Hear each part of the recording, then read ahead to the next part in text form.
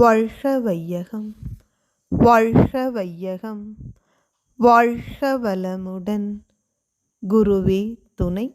அனைவருக்கும் இனிய காலை வணக்கம். ஆசான் அருட்தந்தை வேதாத்ரி மகரிஷி அவர்களது ஞான களஞ்சிய கவிதைகள் பார்த்து கொண்டிருக்கிறோம். இன்று கவி எண் 83, விலை ஏற்றத்தாழ்வின் காரணம் என்னும் தலைப்பில் அமைந்த கவிதை. பொருட்களெல்லாம் அனைவருக்கும் ஒரே விலையாயிருக்க, பொருள் வாங்கும் சக்தியிலே ஏற்றத்தாழ்வு ஏன்? பொருட்கள் பலவும் உழைப்பால் புவி முழுதும் தோன்ற, பொன்னுடையோர் தந்திரமாய் பொருள் கவர்தலாலே. நம் அனைவருக்கும் தெரிந்த உண்மை, பொருளின் விலை ஒரே மாதிரி தான் இருக்குது. ஒரு கடையில் போய் 1 கிலோ சர்க்கரை கேட்டால் அவங்க அது 50 ரூபான்னு சொன்னால், சாமானிய மனிதனுக்கும் 50 ரூபா தான், பணக்காரருக்கும் 50 ரூபா தான்.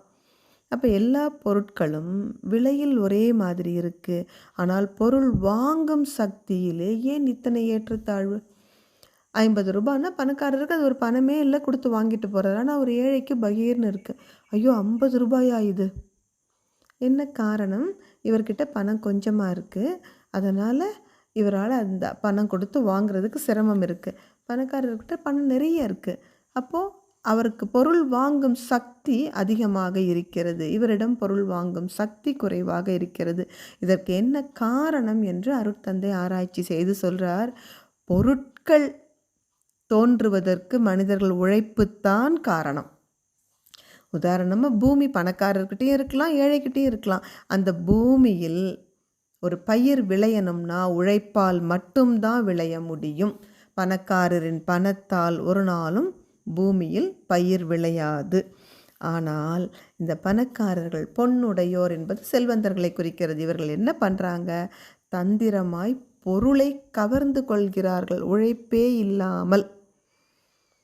இந்த உழைப்பாளிகளது உழைப்பை இவர்களது பணத்தை கொண்டே உறிஞ்சுகிறார்கள்.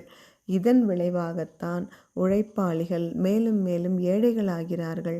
இவர்கள் அந்த தந்திரம், பொருளை கொண்டே, பணத்தை கொண்டே பணத்தை பெருக்குகின்ற அந்த தந்திரத்தால் இவர்கள் மேலும் மேலும் செல்வந்தர்களாகிறார்கள். அதனால் பொருள் வாங்கும் சக்தி இவர்களிடம் அதிகரிக்கிறது.